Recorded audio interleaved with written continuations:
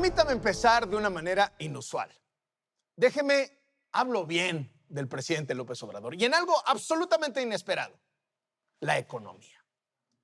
Este es un presidente que pudo haber apostado por reventar el nuevo TLC y por el contrario, lo respaldó. Aumentó el salario mínimo sin generar inflación. No ha jugado con los equilibrios macroeconómicos.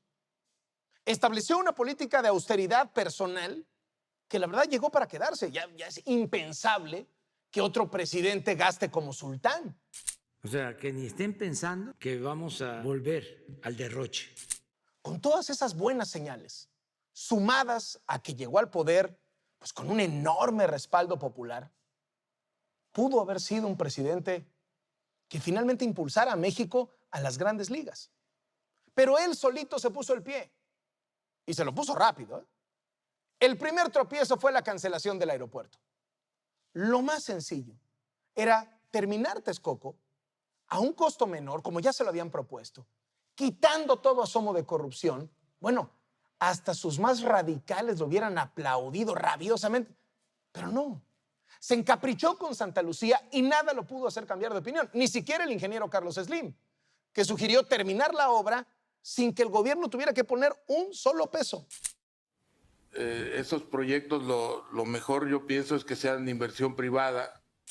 Pésima señal para estrenarse.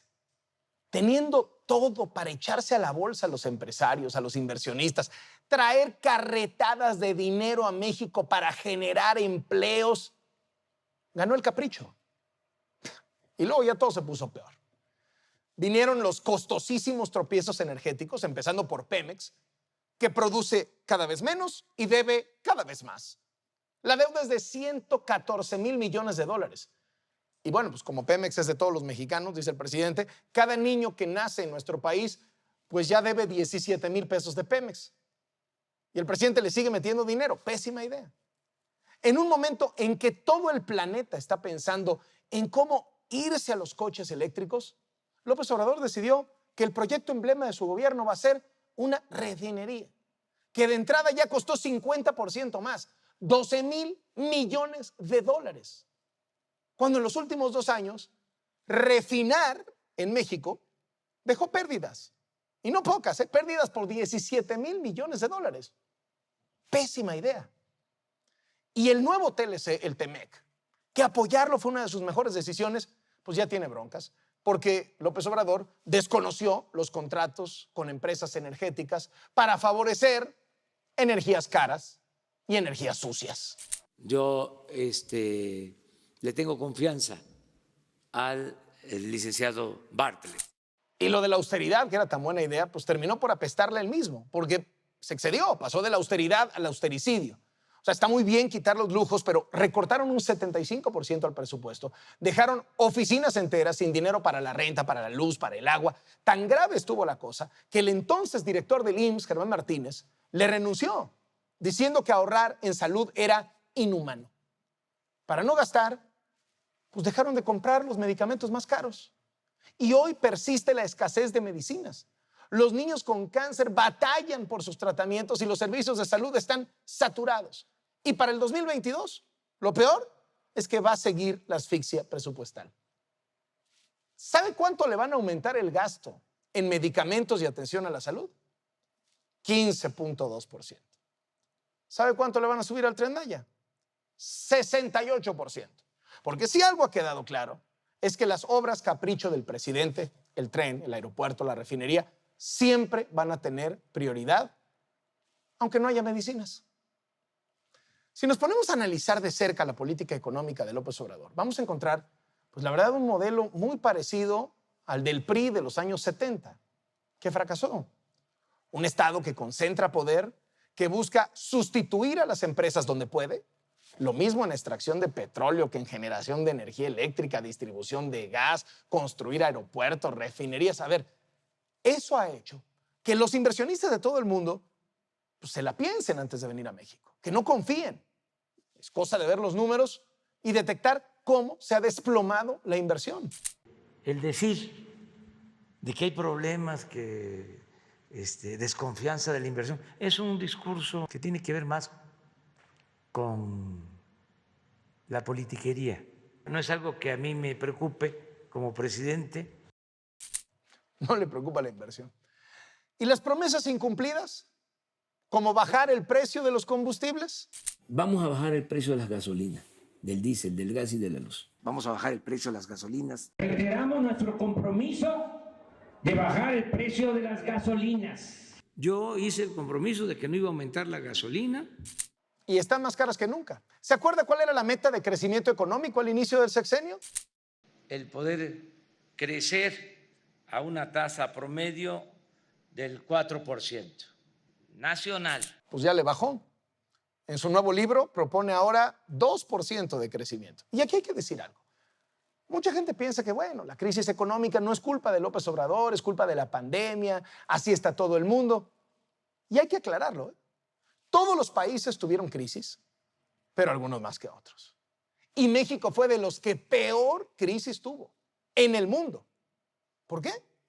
Primero, porque desde antes de la pandemia ya traíamos una caída tremenda por todo esto que le estoy contando. Y segundo, pues porque aquí el gobierno no hizo nada. El gobierno de López Obrador ha sido catalogado como el penúltimo peor. Solo está peor que México, Uganda, en cómo reaccionaron frente a la crisis. México no debió haber sufrido tanto. No debieron haberse perdido tantos empleos. No debieron haber cerrado tantos negocios. Eso fue por su culpa, por su negligencia, por su incapacidad. Porque López Obrador odia tanto a las empresas, odia tanto a los empresarios, que con tal de no ayudar a los empresarios para que no quebraran, pues no ayudó a sus empleados. Y el costo fue brutalmente alto. Está funcionando nuestro modelo. También para que funcione la economía, lo mejor es atender de abajo hacia arriba. De acuerdo a mis datos, vamos muy bien. Sus datos, ¿eh? Y lo de las remesas. Lo de las remesas es increíble, es un mal chiste.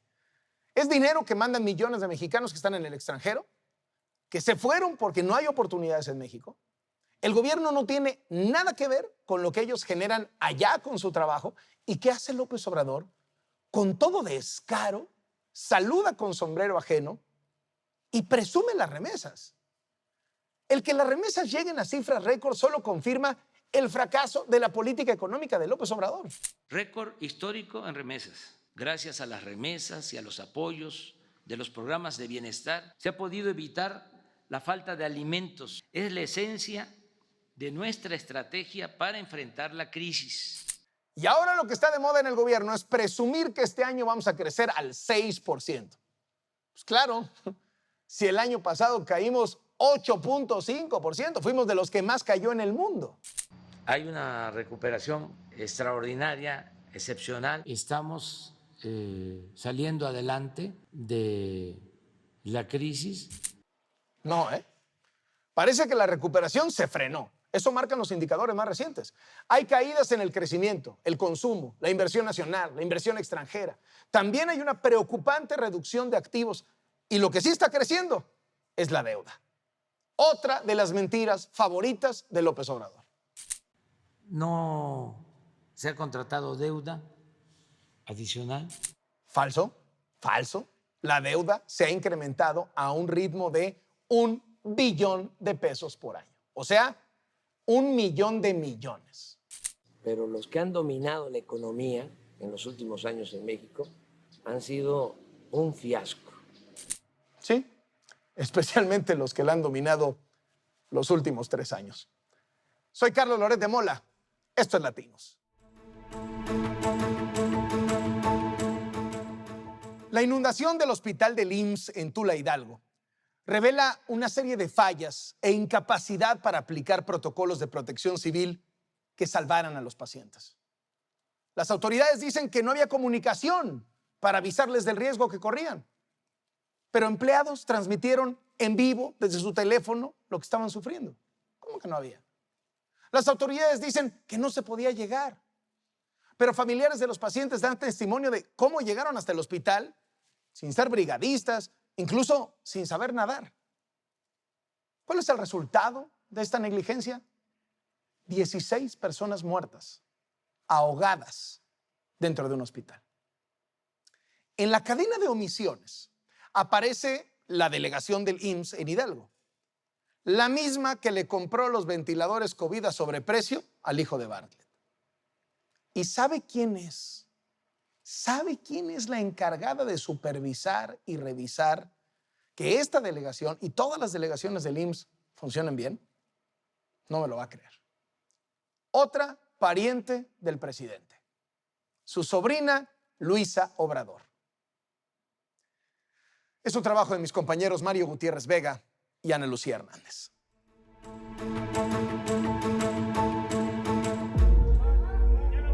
Sacamos a 2 bebés en una incubadora. No teníamos equipo a la mano en ese momento. ¡Suéltale allá! ¡Pero tiene la guardia!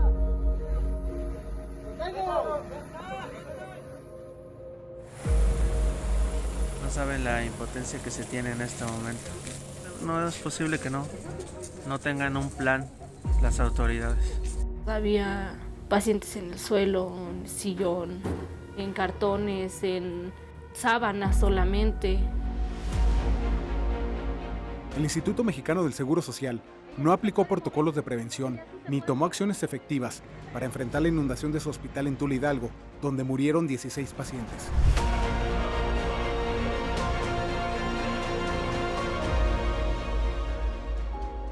Después del incendio en la guardería ABC en 2009, en el que fallecieron 49 niños, la del 7 de septiembre en Tula es una de las peores tragedias ocurridas en un edificio del Seguro Social. Y tiene lugar en la delegación de Hidalgo, una de las oficinas del IMSS marcada por la corrupción y el tráfico de influencias, que el año pasado le compró ventiladores a sobreprecio al hijo de Manuel Bartlett. Esta delegación y todas las del Seguro Social son supervisadas por Luisa Obrador Garrido Cuesta, sobrina del presidente Andrés Manuel López Obrador. Depende directamente de Zoé Robledo, director del Seguro Social. Su trabajo es enlazar a la Dirección General con las representaciones del IMSS en el país y supervisarlas. La tragedia en el hospital número 5 de Tula no le evitó ni la delegación del IMSS en Hidalgo, ni la supervisión de las delegaciones, y tampoco la dirección del instituto.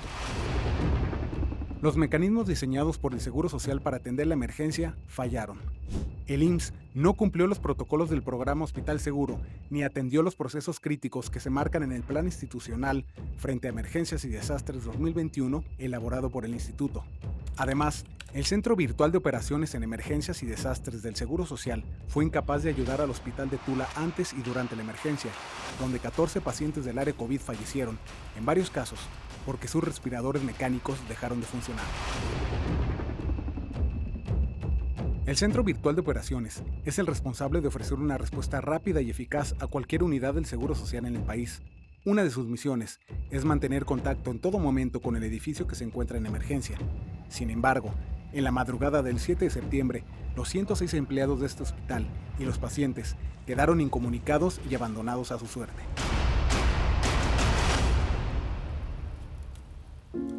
Recibí una llamada. Era un número desconocido, la verdad. Era mi esposo. Me pidió que fuera al IMSS, que le fuera a ayudar, que necesitaba ayuda, que necesitaba oxígeno. El teléfono de Catalina sonó a la 1 de la mañana. Así fue como se enteró de la tragedia en el hospital de Tula, donde su esposo estaba internado por COVID. Yo llegué entre 2:30 a Tula. Encontré unos lancheros. Esas personas traían una lanchita de remos y yo les dije que si me podían ayudar, que yo quería llegar al IMSS a como diera lugar. Catalina pudo llegar y entrar al hospital, lo que no hicieron las autoridades. Ella cuenta que un médico se la pasó haciendo llamadas toda la noche, alertando de la gravedad de la situación, pero no obtuvo respuesta. Mi esposo falleció en mis brazos a las 9 de la mañana y el oxígeno nunca llegó. Había muchos ya difuntos. Me lo quitaron del sillón donde yo lo tenía y lo echaron en una sábana. Rescatistas que auxiliaron a pacientes y a personal del hospital desde las 8 de la mañana de ese martes aseguran que los tanques de oxígeno llegaron demasiado tarde y confrontan la versión del Seguro Social y de las autoridades sobre la falta de señal de celular en Tula, lo que habría dejado aislado al hospital. Los trajimos ya como a las 11 de la mañana más o menos. ustedes fueron los primeros en llegar. Fueron los primeros en llegar. Yo no tuve problema con la comunicación. No, yo en ningún momento me quedé sin señal.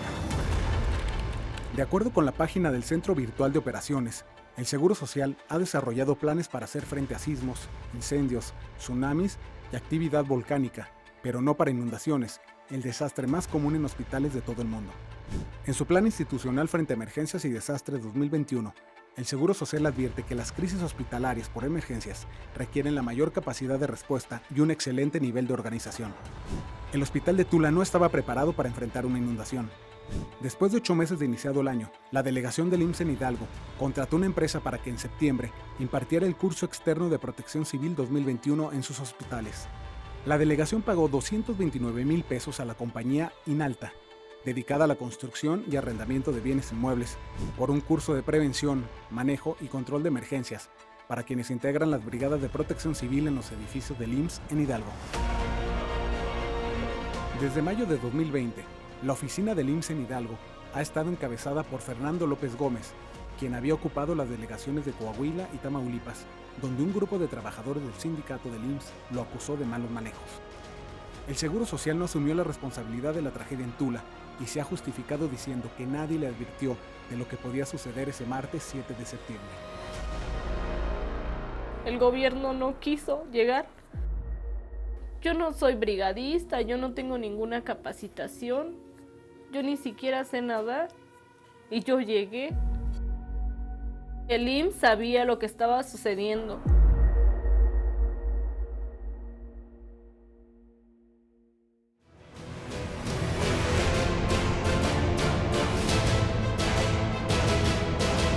Ya pasaron 3 años de que López Obrador tomó el poder y en estos 3 años no ha logrado bajar la inseguridad. Las ejecuciones siguen en niveles altísimos, en zona récord, histórica. Para hablar de qué está pasando con la violencia en todo el país, hoy nos acompañan en el estudio y les agradezco mucho que estén con nosotros Lisa Sánchez, quien encabeza México Unido contra la Delincuencia. Gracias, Lisa. ¿Cómo estás, Carlos? Y Encantada. muchísimas gracias, Francisco Rivas, del Observatorio Nacional Ciudadano. Carlos, Lisa. Francisco, ¿cuál es el diagnóstico? ¿Cómo están las cosas en el país? Pues mira, si lo vemos desde el punto de vista de la incidencia delictiva, estamos mal. Si comparamos los primeros 7 meses de este año contra los primeros 7 meses desde que tenemos registros, este es el tercer peor periodo de la historia. Y si analizamos en ese sentido cómo se ha comportado, por ejemplo, en materia de homicidio doloso, este por mucho es el sexenio más violento de la historia. Tenemos aproximadamente un 56% más de homicidios si comparamos el mismo periodo de Peña y un 150% más si comparamos el periodo de Calderón. Pero no solo los homicidios nos deben preocupar. A mí el primero que me preocupa es que en 3 años llegamos a un aumento del 120% en personas desaparecidas. Pasamos de 40,000 a más de 90,000 desaparecidos en el país. Me preocupa que trata de personas, narcomenudeo, se encuentran en máximos históricos.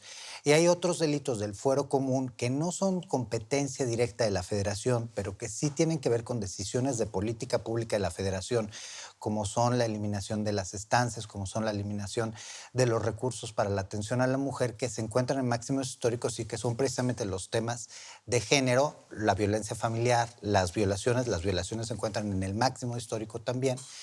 Y luego, eso es por lo que refiere... De pronto no se habla tanto, ¿no? O sea, las violaciones también están en su máximo histórico. Las violaciones están en su máximo histórico. Nosotros presentamos hace poco el análisis de este primer semestre del año y hicimos un análisis comparativo y pues sí encontramos un incremento que no inicia solo con la pandemia, sino con la pandemia se maximiza. Y era algo que teníamos que prever en función del hecho que las violaciones principalmente ocurren en el ambiente familiar.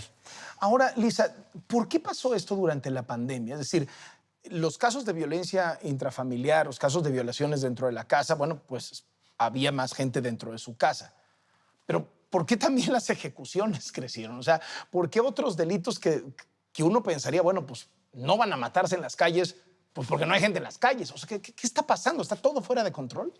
Fíjate que nosotros también lo que estuvimos viendo es que la pandemia no tuvo un efecto significativo en los homicidios como sí tuvo, por ejemplo, esa pandemia en otros países, justamente porque el confinamiento hacía menos disponible la cantidad de gente en la calle y por lo tanto los asesinatos en la vía pública bajaron.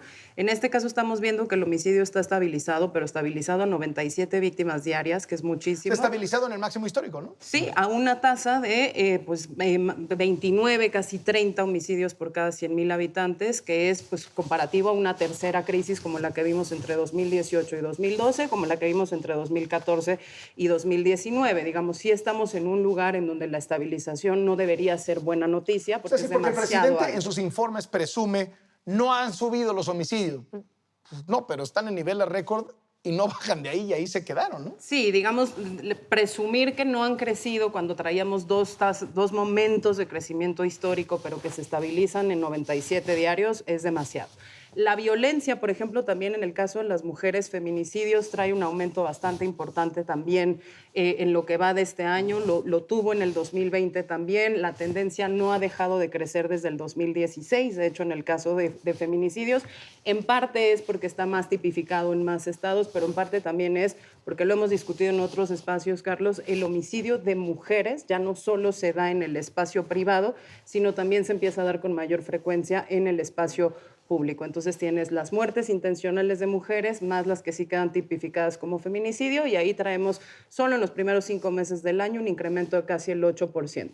Si hablamos sobre todo también de la violencia sexual y la familiar, los incrementos son de 2 cifras, estamos hablando más de 30% y parecería que todas las acciones que estamos tomando o no terminan de cuajar o se distraen, por ejemplo, sobre todo en el cambio del marco legislativo, en el aumento de penas, que ya vimos que por lo menos en el caso de la violencia homicida y en el caso de la violencia familiar y de género no reflejan decrecimientos importantes nunca los cambios legislativos contra la incidencia del delito. Ya llevan 3 años, o sea, ya van a la mitad.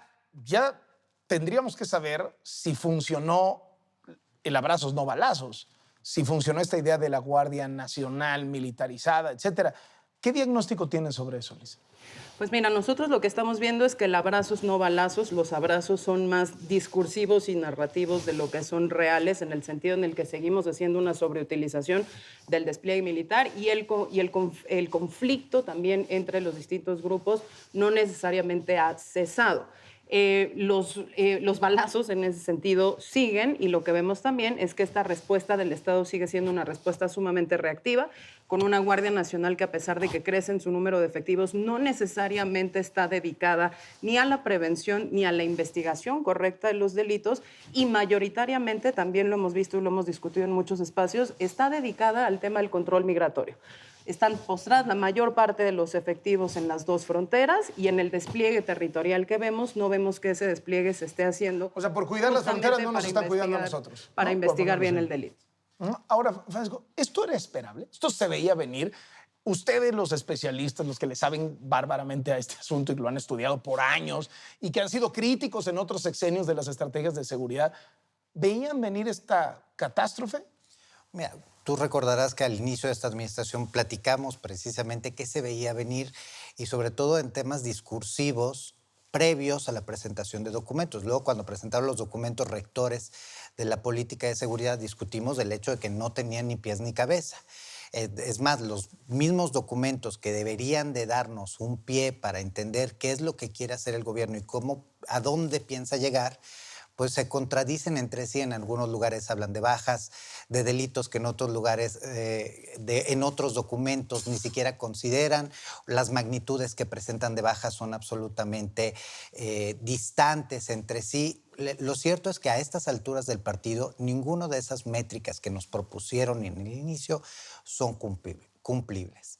Sí se veía venir. Nosotros en el observatorio le entregamos una propuesta puntual de políticas públicas al presidente. Yo se la entregué en sus manos en el Consejo Nacional de Seguridad Pública y la verdad es que pues, no hubo un eco ni una posibilidad de diálogo.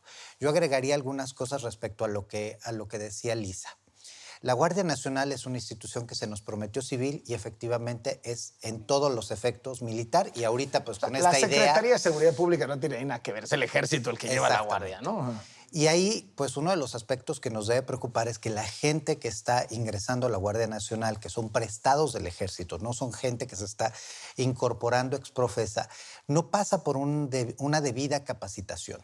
Hay un estudio que se hizo en la administración pasada muy serio acerca de cuánto te tardas en formar a un ciudadano como policía y a un militar como policía.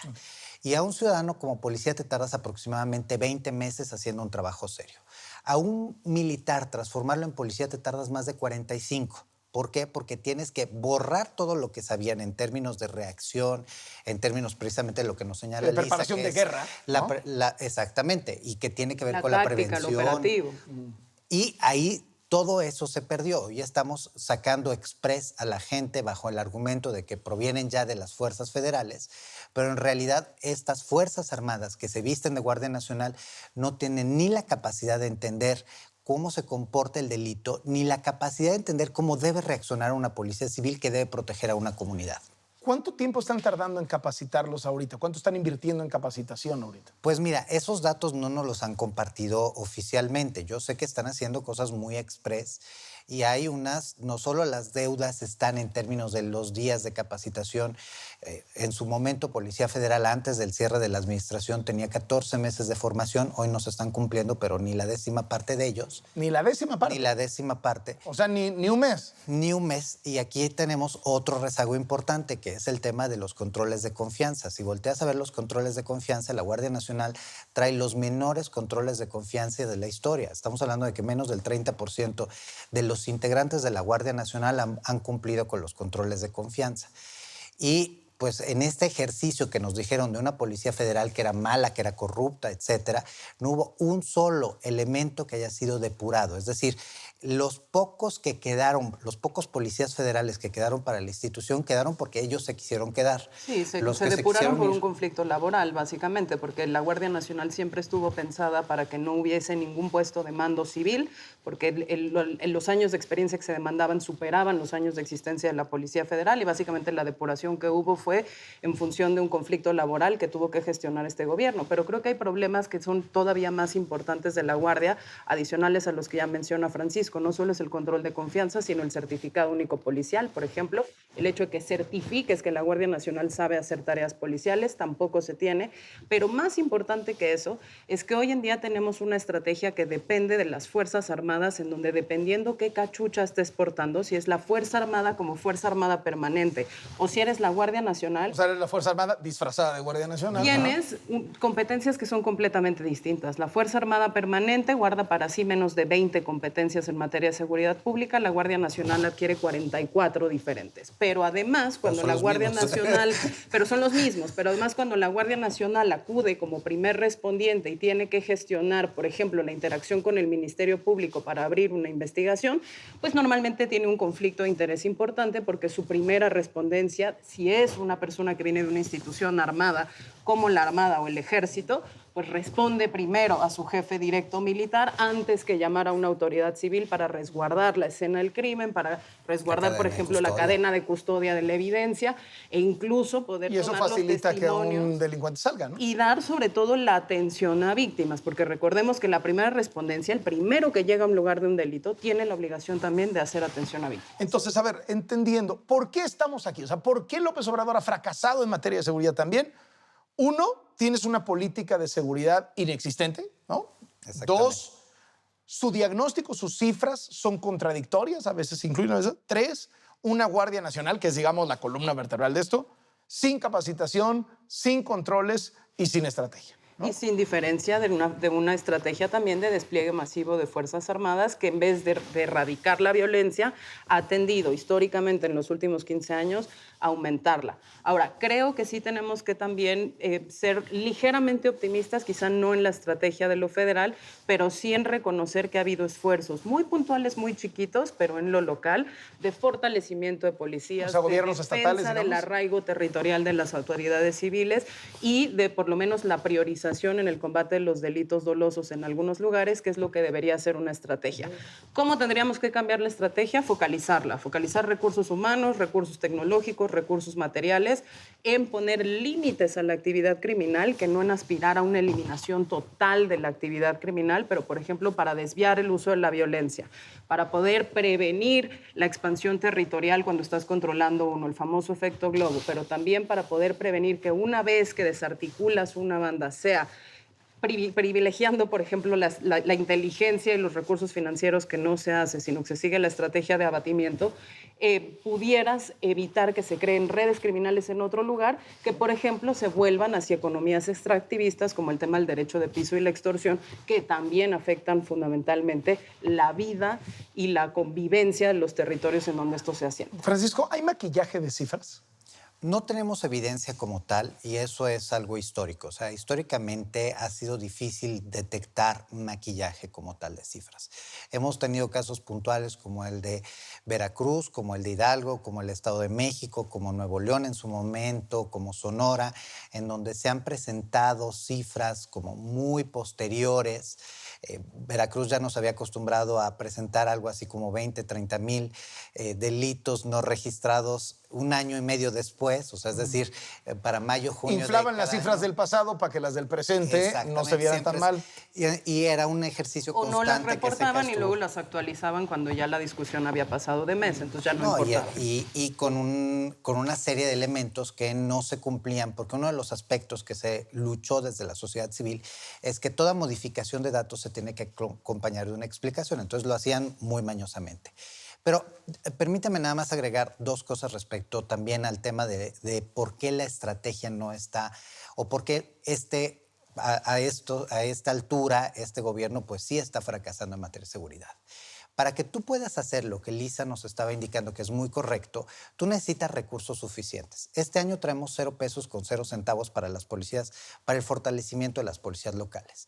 Traemos desde el inicio de esta administración aproximadamente un 30% menos para combate a delincuencia organizada, para combate, persecución de los delitos, para fortalecimiento de los derechos humanos, todo el proceso de las fiscalías. La Fiscalía General de la República este año trae 84% menos de recursos para la formación de su personal y la profesionalización.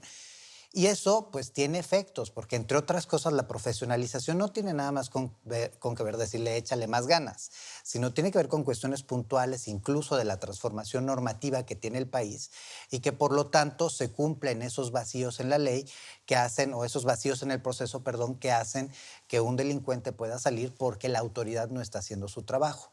Cuando el presidente nos dice que hoy tenemos mejores condiciones porque hay menos carpetas de investigación en lo federal, pues claro que hay menos carpetas de investigación en lo federal, porque la FGR no sabemos qué está haciendo. Si está trabajando, no lo sabemos.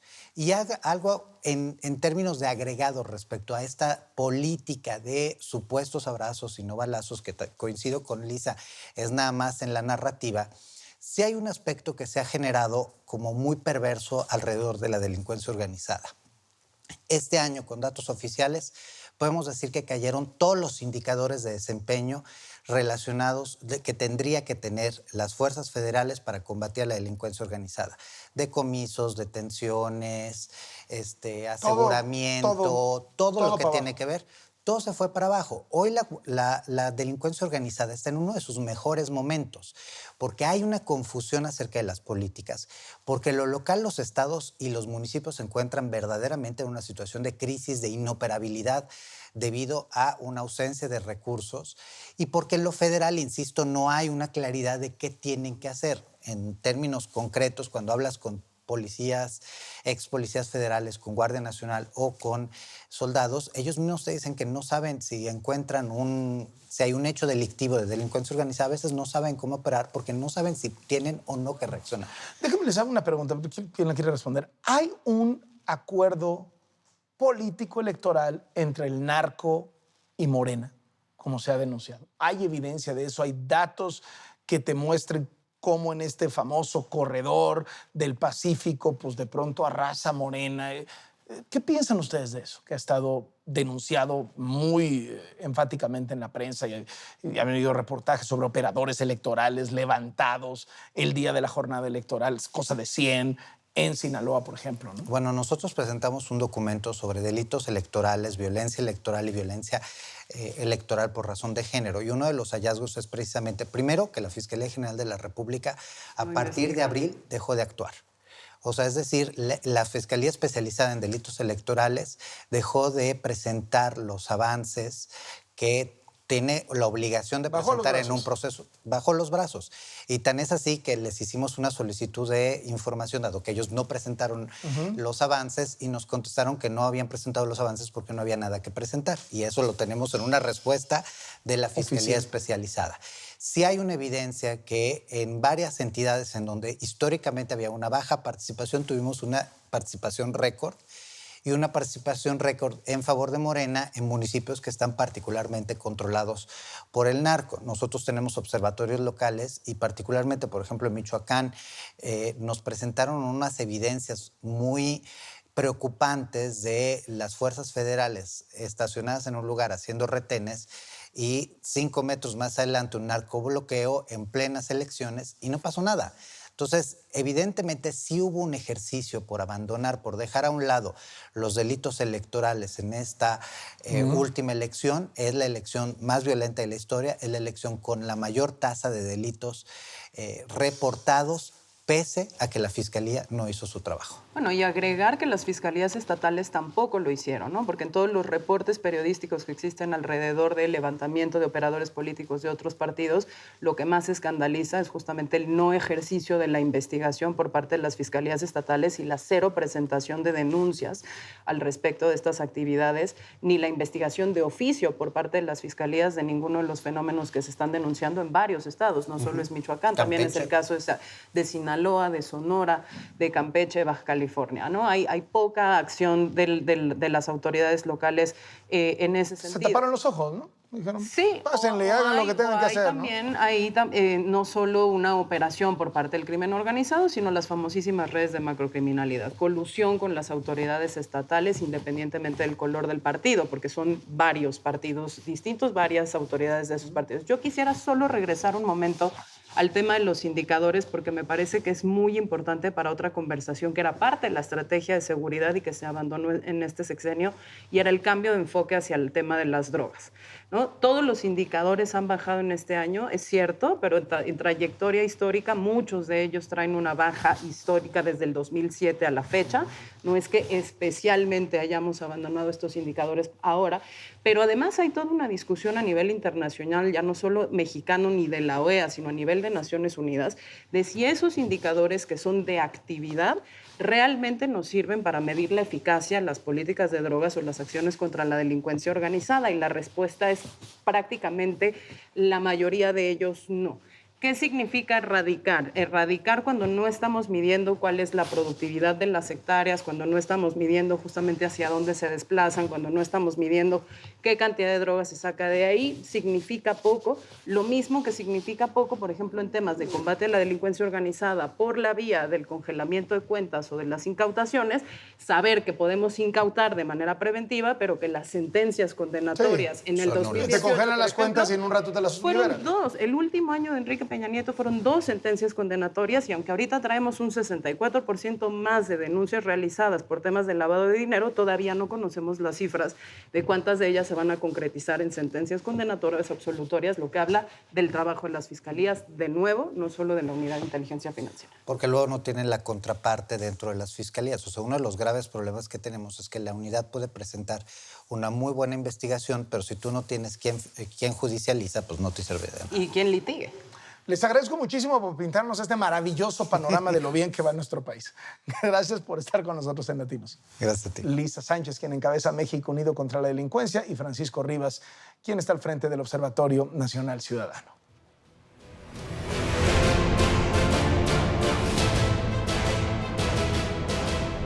Y en plena independencia, no olvidar quiénes son los referentes del presidente López Obrador. El invitado de honor, el presidente de la dictadura cubana. Se ha vuelto López Obrador un apapachador de autócratas. Nos vemos la próxima semana.